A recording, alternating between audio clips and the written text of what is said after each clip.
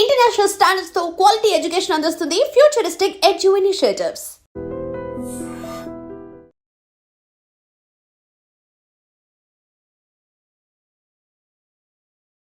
నిజంగానే మొయినాబాద్ ఫామ్ హౌస్లో birthday party కాదా మీరు చెప్తున్నట్లు?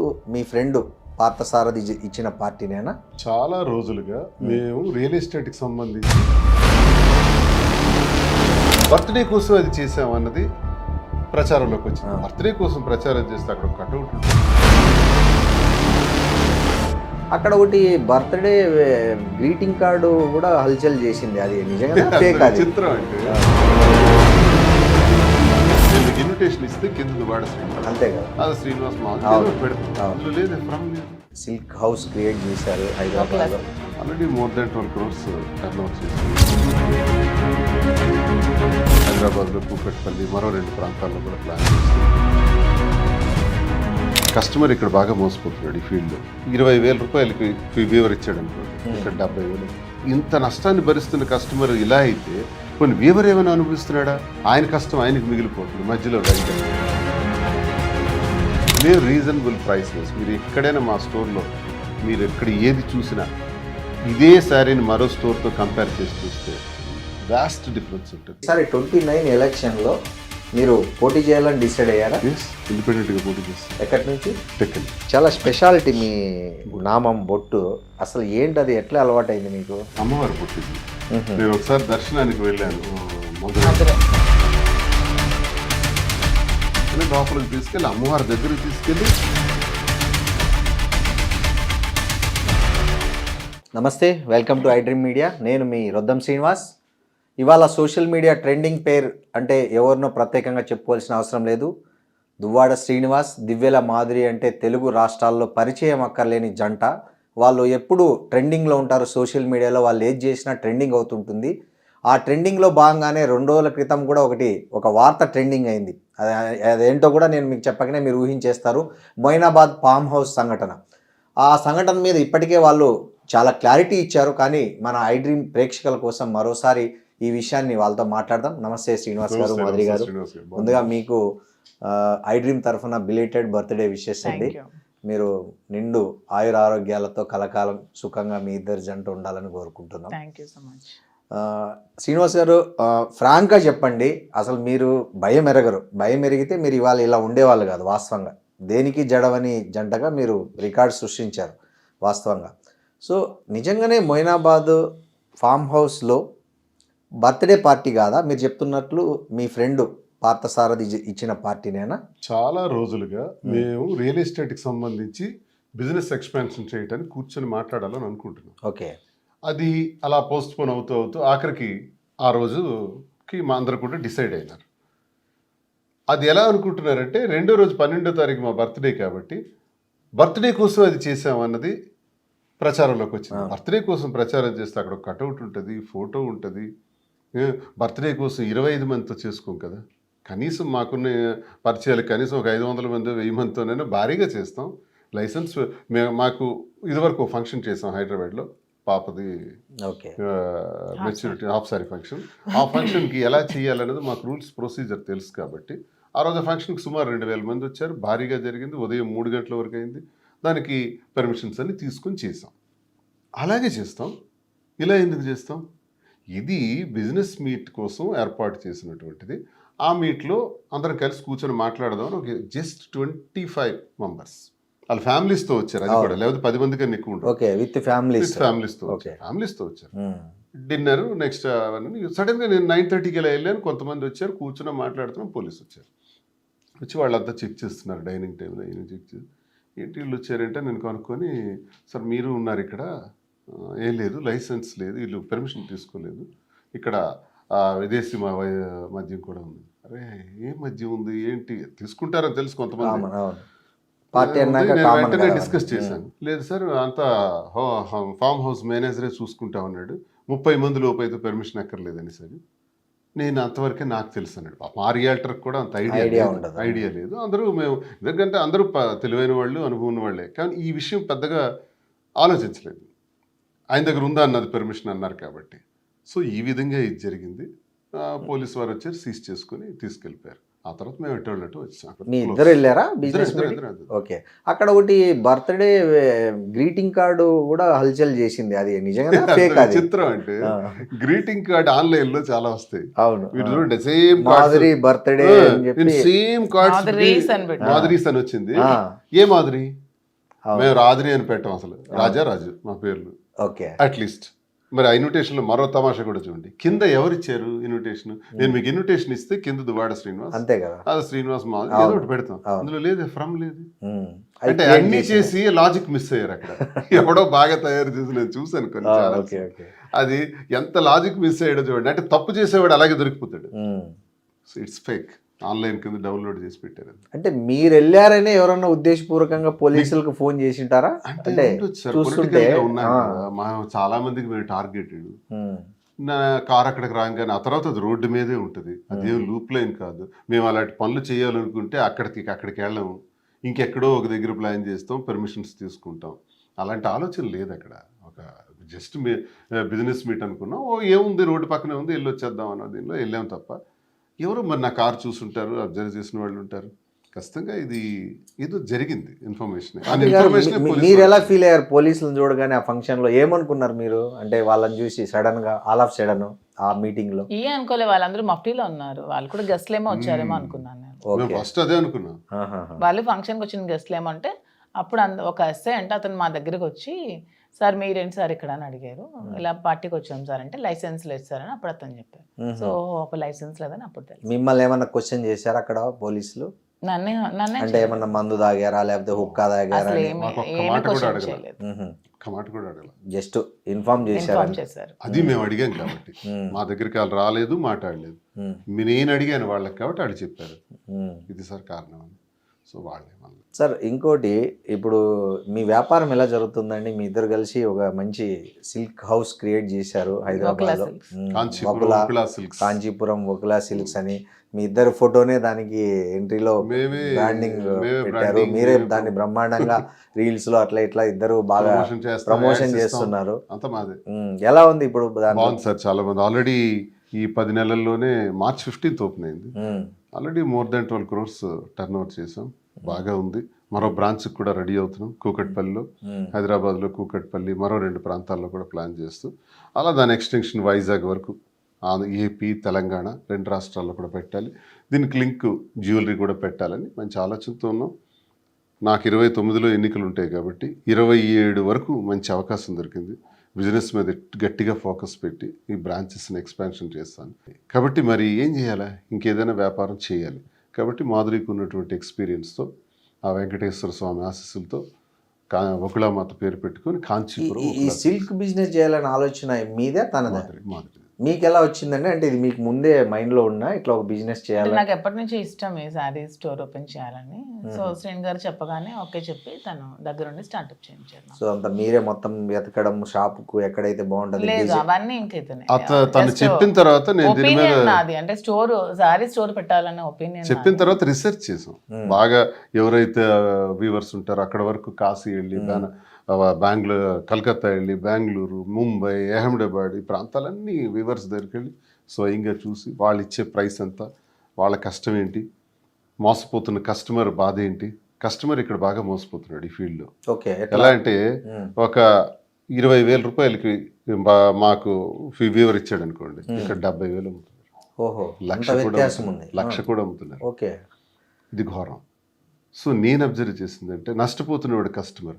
పోనీ ఇంతవరకు ఇంత నష్టాన్ని భరిస్తున్న కస్టమర్ ఇలా అయితే పోనీ వీవర్ ఏమైనా అనుభవిస్తున్నాడా? ఆయన కష్టం ఆయనకు మిగిలిపోతుంది. మధ్యలో వెండర్స్, ఇంకా మధ్య దళారీలు వీళ్ళందరూ అనుభవిస్తున్నారు. సేమ్ వరి పంటలాగే మళ్ళీ వ్యవసాయం లాంటిదే. సో వీవర్ దగ్గర ఆ రీజనబుల్ ప్రైస్కి మేము తీసుకొని, మేము రీజనబుల్ ప్రైస్ వేసి, మీరు ఎక్కడైనా మా స్టోర్లో మీరు ఎక్కడ ఏది చూసినా ఇదే శారీని మరో స్టోర్తో కంపేర్ చేసి చూస్తే వాస్ట్ డిఫరెన్స్ ఉంటుంది. సేమ్ లలిత జ్యువెలర్స్ టైప్. లలిత జ్యువెలరీస్ వాళ్ళు ఏదైతే చెప్తున్నారు అది కొనే వాళ్ళకి తెలుస్తుంది. మా దగ్గర కూడా చాలా మంది వచ్చి చెప్తారు. నేను అబ్జర్వ్ చేసిన ఫీడ్బ్యాక్ ఏంటంటే మీ దగ్గర వెరైటీస్ ఉన్నాయంట. ఆ వెరైటీస్ అంటే నాకు నిజంగా తెలియదు సార్. చాలా మంది ఉన్నారు వచ్చే ముందు కూడా. శారీస్ గురించి నాకు అంత ఐడియా లేదు, తనకే తెలుసు. ఈ స్టోర్లో కనీసం 16,000 శారీస్ ఉంటాయి. అవన్నీ కూడా తనే సెలెక్ట్ చేస్తుంది. అంటే ప్రతిసారి ఏ వీరి దగ్గర టచ్ చేసి వీవర్ దగ్గర నుంచి సెలక్షన్ ప్రాసెస్ అంతా మీరు తనే చేస్తాం. ఇద్దరం వెళ్తాం. చాలా చీరలు ఉంటాయండి కదా, మరి అంత టైం మరి ఎట్లా? తిరుగుతూనే ఉంటాను అలా. కార్ వేసుకుని వెళ్తాం. డైలీ కాదు, మంత్లీ 2 times. మంత్లీ 2 times వెళ్ళి మొత్తం ఇన్ని చీరలు సెలెక్ట్ చేస్తారు మీరు? ఓ, తనే సెలెక్ట్. అదే మాకు ఎంతసేపు పడుతుందండి మీకు ఇవన్నీ సెలెక్ట్ చేయడానికి? ఒక 4 days కంప్లీట్ గా దానికోసమే ఉంటాను. దానికోసమే ఉండి మీరే పిక్ చేస్తారండి. సో అందువల్లే మాకు మంచి పేరు వచ్చింది ఏంటంటే మీ దగ్గర వెరైటీస్ బాగున్నాయి, ప్రైస్ బాగుంది. శ్రీరామరక్షణ అలా వెళ్తున్నాం. ఇప్పుడు అక్రమ సంపాదనలు చేసి కోట్లు సంపాదించేయాలన్న ఆశ నాకు లేదు. ఇందులో మా వ్యాపారాలు మాకు గ్రానైట్లో అన్నీ చూసి వచ్చిన వాళ్ళమే. ఇంకే వ్యాపారమైనా చేయొచ్చు డబ్బులు సంపాదించాలంటే. ఈ టెక్స్టైల్స్లోనికి వచ్చి చేయాల్సిన పని లేదు. మాకు ప్రజా జీవితంతో సంబంధం ఉంది. ప్రజలు అనగానే ఒక ప్రేమాభిమానాలు మాకు ఉంటాయి. వ్యాపారి వేరు, నేను వ్యాపారి కమ్ పొలిటీషియన్.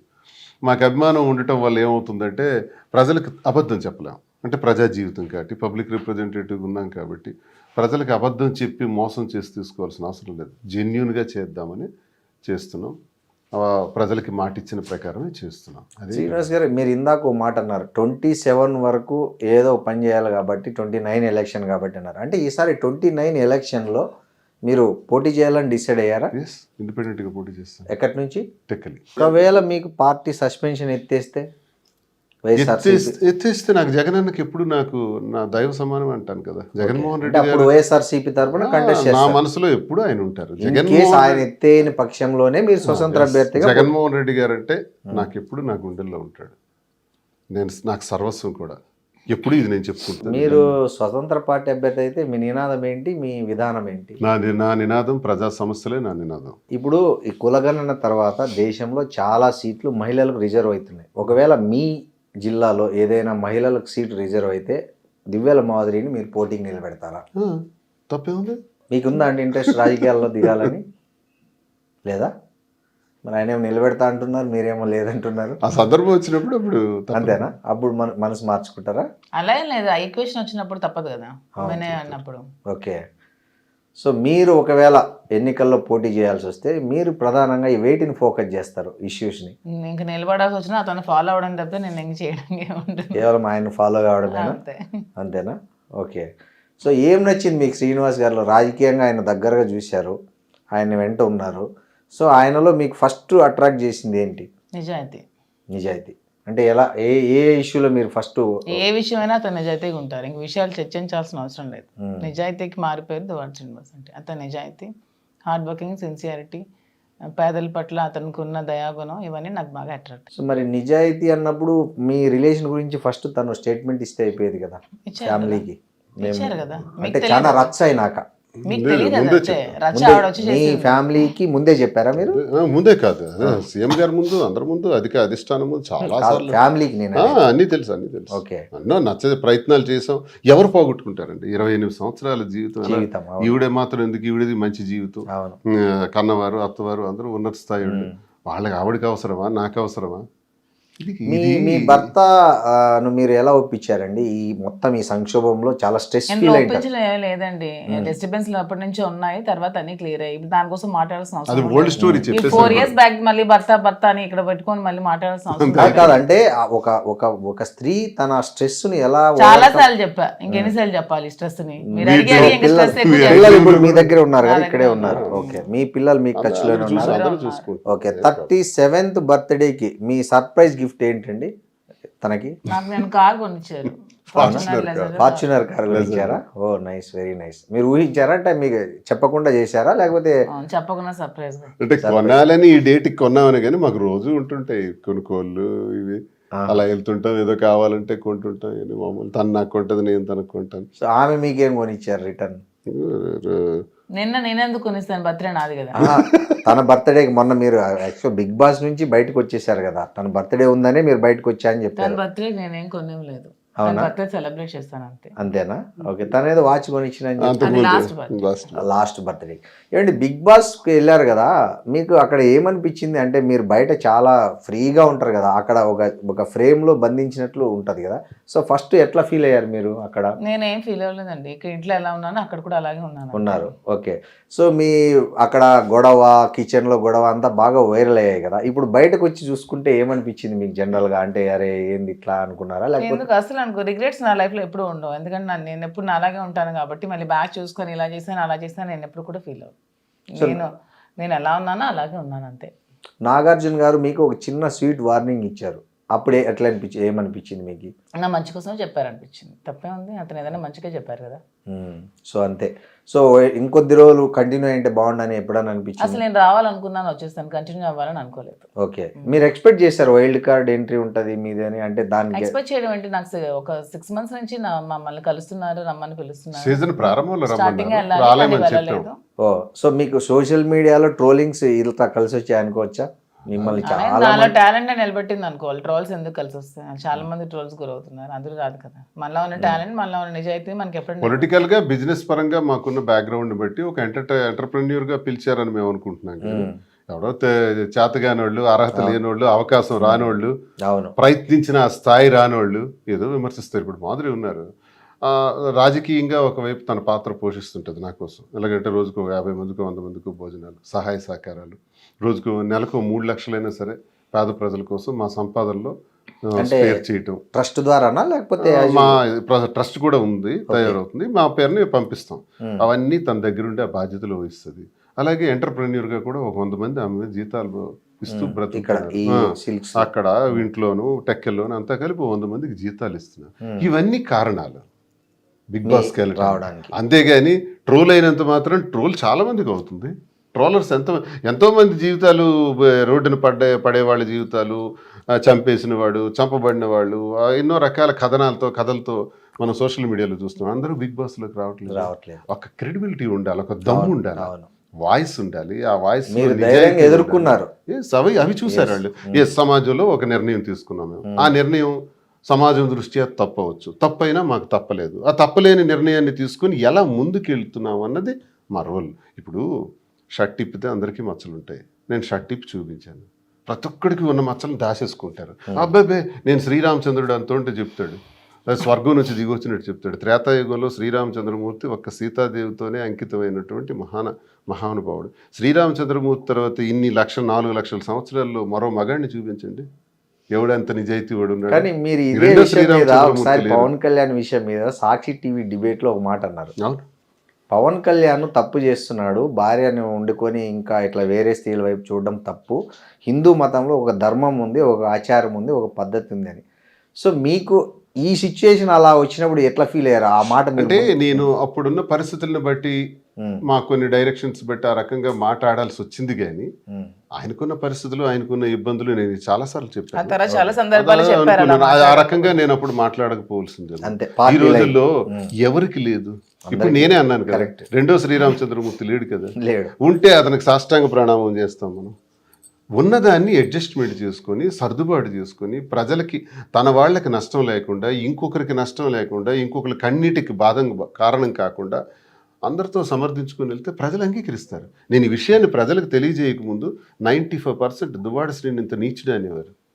ఈ మా విషయాన్ని గొడవ అవుతున్నప్పుడు ఘోరంగా ఆ విషయాన్ని ప్రజలకి మీ ద్వారా, మీడియా ద్వారా నేను స్పష్టంగా తెలియజేసిన తర్వాత ఈరోజు 60-70% పాజిటివిటీలోకి వచ్చాం. తెలంగాణ వస్తే మేమున్నామని చెప్పి తెలంగాణ ప్రజలందరూ మాకు సహకరించి, మా వ్యాపార అభివృద్ధికి సహకరించి మాకు హక్కును చేర్చుకున్నారు. ఆంధ్ర ప్రజలందరూ కూడా మేము ఉన్నామని చెప్తున్నారు. ఇవన్నీ ఎలా పొందగలిగాం? దేశ విదేశాల నుంచి ఇప్పుడు రోడ్డు మీదకి వెళ్తే టక్ మన వెహికల్ అయిపోయి సార్ ఒక సెల్ఫీ, మేడం ఒక సెల్ఫీ అంటారు.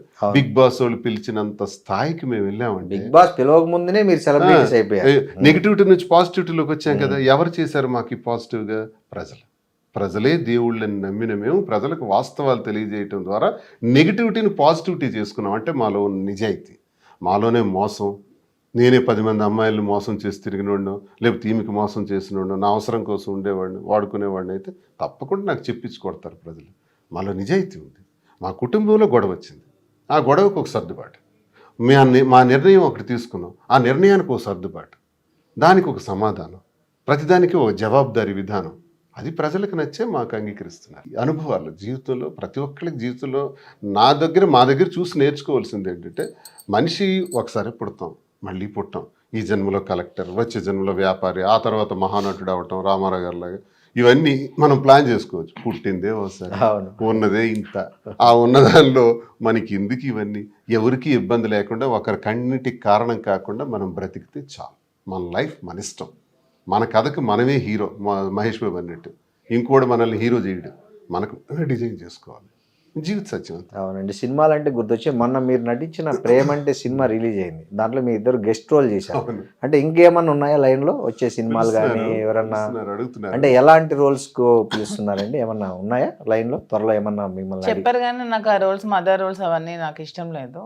నాకు ఏదైనా ఒక విలన్ క్యారెక్టర్ చేయాలని ఉంది, నెగిటివ్. అవునా? సో అంటే ఇప్పుడు లెంతీ రోల్ అయితే చేయాలని ఉంది. అది ఇలా మరి guest ఒకటి role నిమిషం. అలా కాదు, ఒక లెంతీ రోల్ మంచిది వస్తే చేస్తాను. మంచిది అలాంటిది ఇంతవరకు రాలేదు, వచ్చేదే చేస్తాను. సో మీకు ఈ మదర్ రోల్ ఆఫర్ చేసింది ఎవరండి? ఎవరో తెలియదు, ఒక టీం వచ్చారు, ఏదో చిన్న సినిమా. అలా కూడా ఇష్టం లేదు. ఒక మంచి సినిమాలో ఒక మంచి విలన్ పోర్షన్ చేయాలని. అంటే ఓన్లీ విలన్.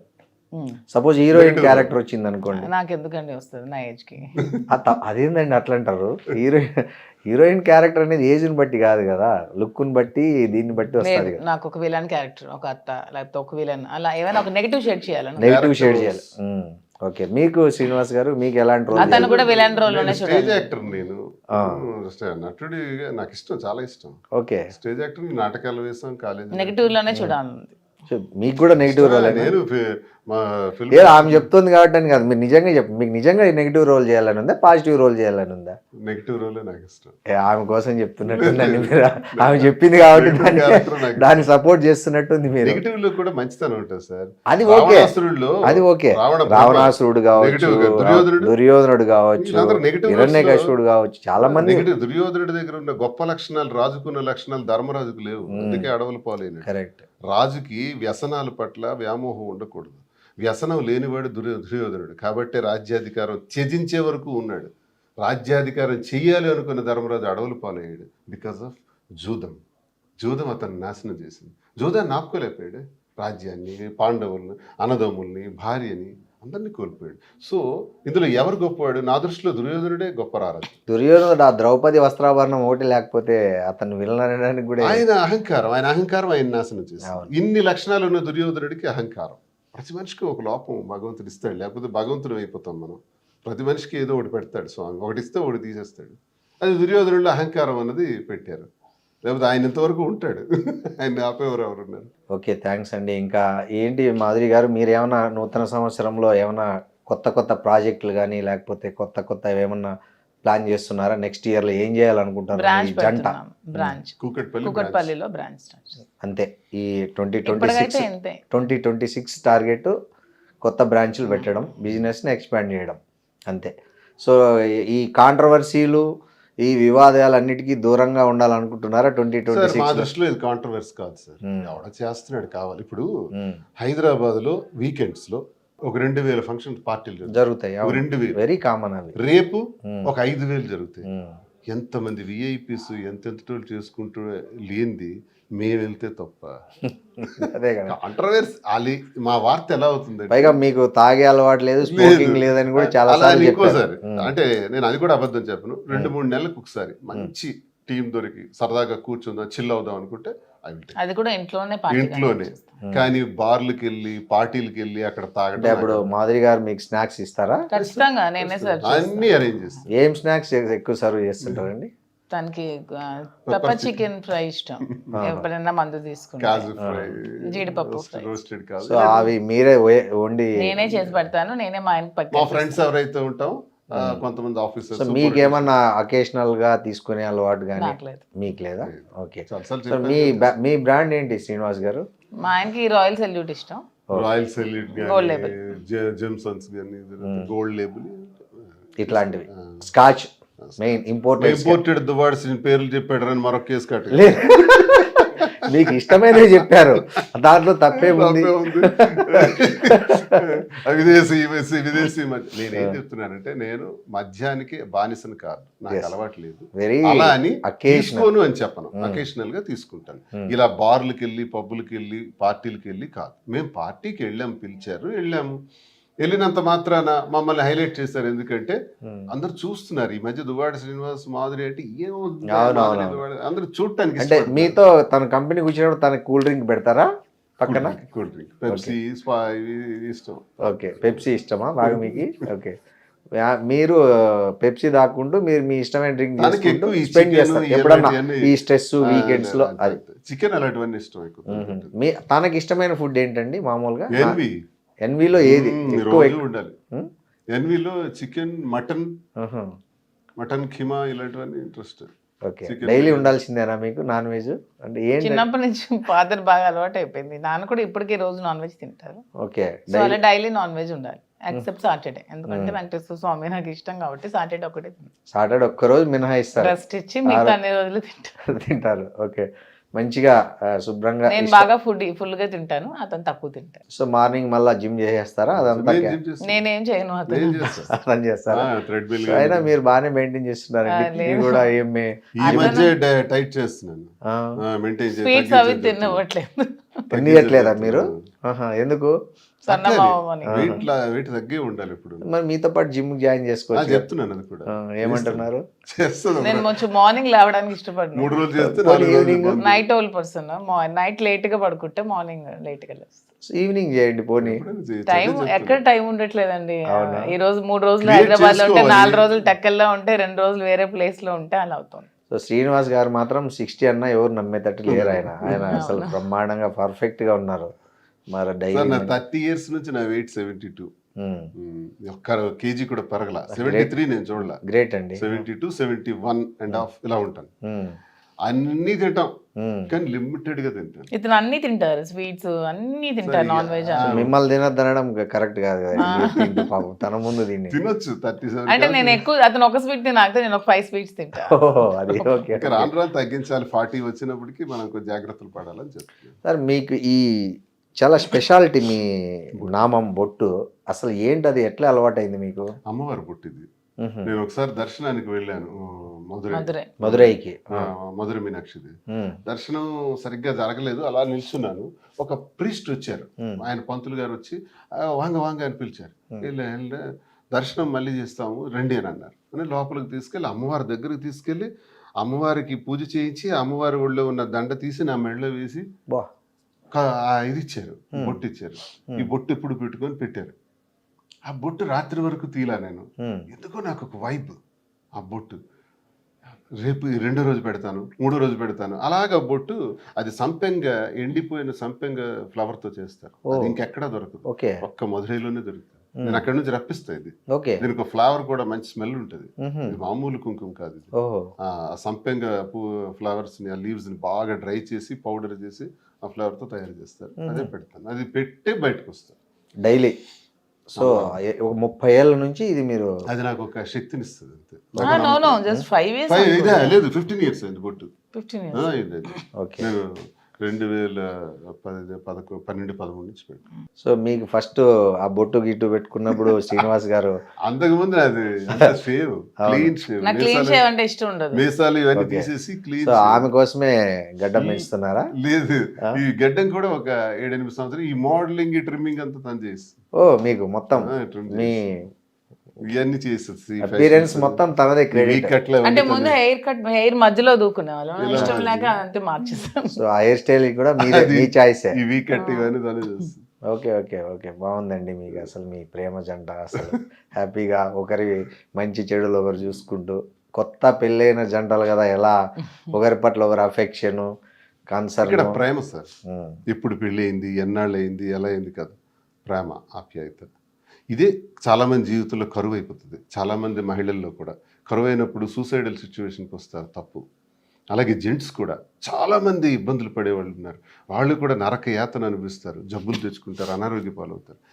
అందరికీ ఇలా చేయమని నేను అన్ను, కానీ లైఫ్లో సర్దుబాట్లు జాగ్రత్త చేసుకొని లైఫ్ని అడ్జస్ట్ చేసుకొని బ్యాలెన్స్ చేసుకుంటూ వెళ్ళాలి. జీవితం చిన్నది, ఆ చిన్నదాన్ని ఇలాంటి గొడవలు పెట్టుకోకుండా ప్రేమతో ఉండాలి.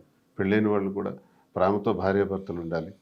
ఒకవేళ ఇలా జరిగితే, మాలాంటి పరిస్థితులు వస్తే ఇలా కూడా ఉండొచ్చు అన్నది మీరు బెస్ట్ ఎగ్జాంపుల్గా నిలిచారు. అట్లా ఉండి సెకండ్ ఇన్నింగ్స్ను కూడా చాలా సక్సెస్ఫుల్గా లీడ్ చేయొచ్చు అనే దానికి మీ ఇద్దరు ఒక తెలుగు రాష్ట్రాల్లో ఒక ట్రెండ్ క్రియేట్ చేసి, దీన్ని అపహాస్యం చేసేవాడు, దీన్ని అసలు రాంగ్ వేలో అర్థం చేసుకునేవాడు, మాకు ఇది ఇన్ఫాక్చుయేషన్ అని, ఆకర్షణ అని, ఇలాగ కామెంట్స్ పెట్టేవాళ్ళు ఫస్ట్ అర్థం కాదు. మీ స్టార్టింగ్ డేస్ లో విపరీతంగా ట్రోల్ చేసి బ్యాడ్ కామెంట్స్ పెట్టేవాళ్ళు కదా, అప్పుడు 95% మీకు చాలా స్ట్రెస్ వచ్చింటది కదండి అప్పుడు. ఎందుకు రాదండి, అప్పుడు ఎవరు మిమ్మల్ని కన్సోల్, ఆయన ఎలా కన్సోల్ చేసేవాళ్ళు మిమ్మల్ని? ధైర్యం చెప్పేవాళ్ళు నాకు. ఇవి మామూలే ఇట్లంతా పట్టి. నాకు ఇలా స్టార్టింగ్ లో నేను స్ట్రెస్ కి ఇలా ఉన్నప్పుడు నాకు మన సీఎం జయలలిత స్టోరీస్ అవన్నీ చెప్పేవాళ్ళు. ఎన్ని అవమానాలను ఎదుర్కొని తను అలా వచ్చింది చేసిందని మంచి ఇన్స్పిరేషనల్ స్టోరీస్ అన్ని చెప్పేవాళ్ళు. నన్ను చాలా స్ట్రాంగ్ చేసి. సో అట్లా మీరు దాన్ని ఓవర్కమ్ అయ్యారు ఆ స్ట్రెస్. 100%. సో బాగుంది మీ కథ. Thank you very much. Thank you అండి. Thank you very much sir. And for more videos, Please subscribe to iDream. Please subscribe to iDream. Please subscribe iDream. And please subscribe to iDream. For more videos, subscribe to iDream. please like, share, and subscribe to the channel. Congratulations iDream. Subscribe to iDream. Subscribe to iDream. So, subscribe to iDream Media. iDream ki iDream team andarki huge congratulations. Please subscribe iDream Media. Please subscribe to iDream. Subscribe iDream. Please subscribe to iDream. iDream అంటే నా కళల channel subscribe చేసుకున్న నోరు తిరుగుతలేదు, మీరైతే గంట గుర్తు కొట్టండి. For more such videos, please subscribe to iDream.